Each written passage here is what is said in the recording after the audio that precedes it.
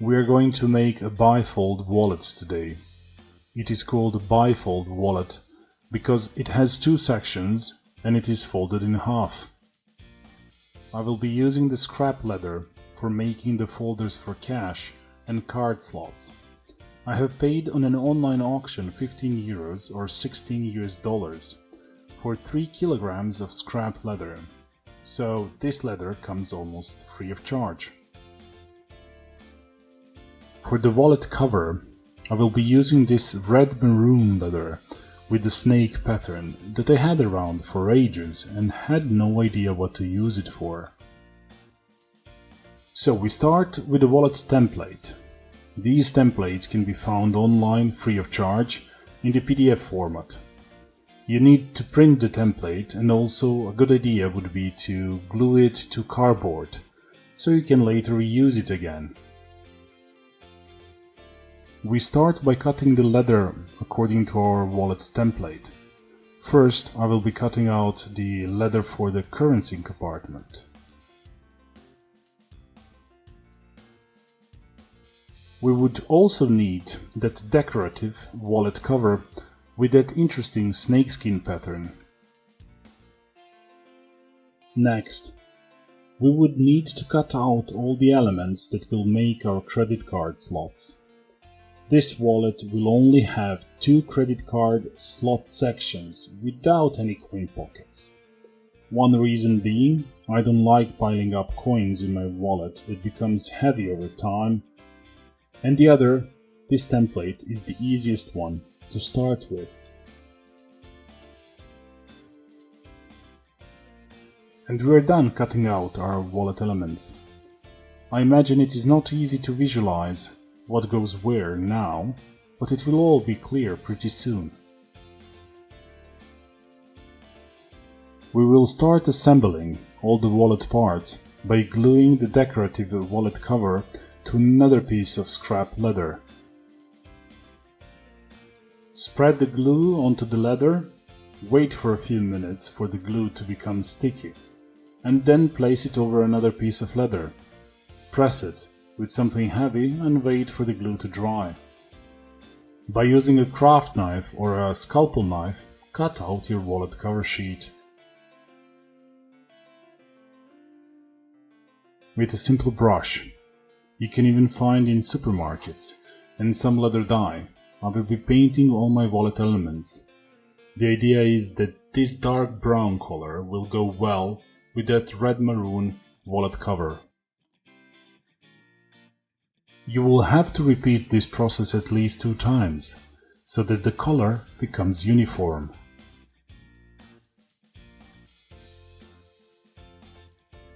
After we have dyed the leather elements, we can start assembling the wallet. Remember, we have 2 card slot sections, so we will start with one of them. By using a compass and looking at the template, I'm measuring how far from the upper edge the first card slot needs to be. Now, when we know where the first card slot needs to be, we can go ahead and glue the piece of leather that is actually going to hold the card.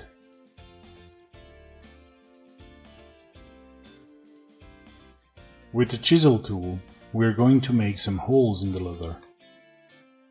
We will then stitch our first card holder in place. I'm using a simple so-called saddle stitch, and I'm not going to explain how to stitch leather because you can find it online easily. Then we will repeat the same process for the second card holder. First we glue the piece of leather, and then we stitch this one as well. The same as before. The last third card holder is of rectangular shape and will cover the previous stitching.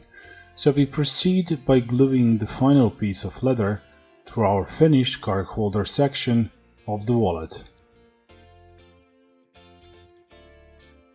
To make sure that these card holders practically never come undone or fall apart, I will be also stitching the edges of the card holders. So same as before. With a compass, we first mark where we want to have the stitch. With a chisel tool, we make holes in the leather.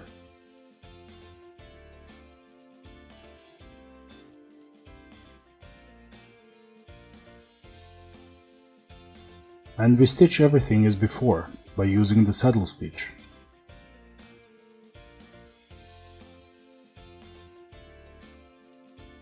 As you can notice, I have stitched only one edge of the card holders, towards inside of the wallet. The other two edges will be later sewed to the entire wallet, which you will see in a minute.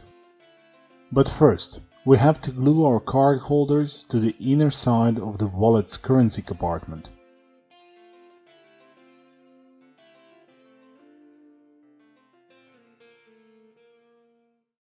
The wallet is slowly taking shape, and we are left with just two elements that need to be sewed together.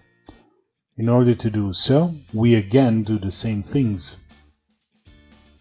A compass tool to mark where the stitch is going to be.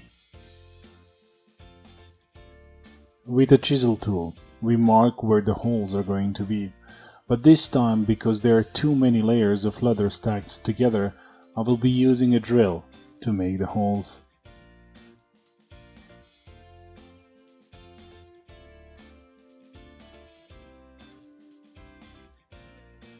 Notice that I'm only gluing one side of the wallet. We are first going to stitch this end of the wallet and only then proceed to the other. The reason for this you will see in a minute.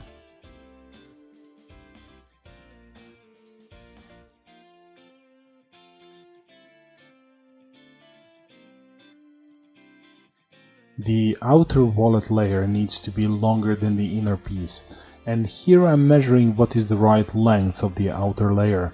In other words, what fits well when the wallet is folded. We just need to cut the outer layer when satisfied, and that's it. With a chisel tool, we mark where the holes need to be from the inside of the wallet. Again, we use a drill to prepare for the stitching. Notice how with the spring clamps I'm keeping aligned the edges of the wallet.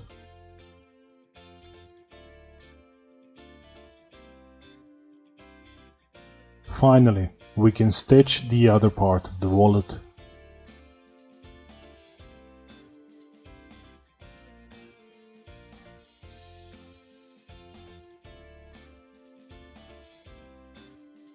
And that's it.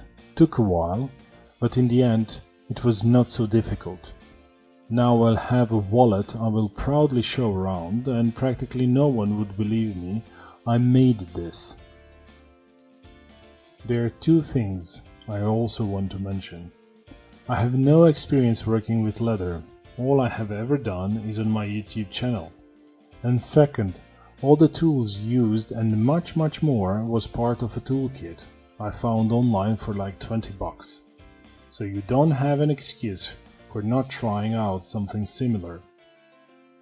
Until the next time, have a good one.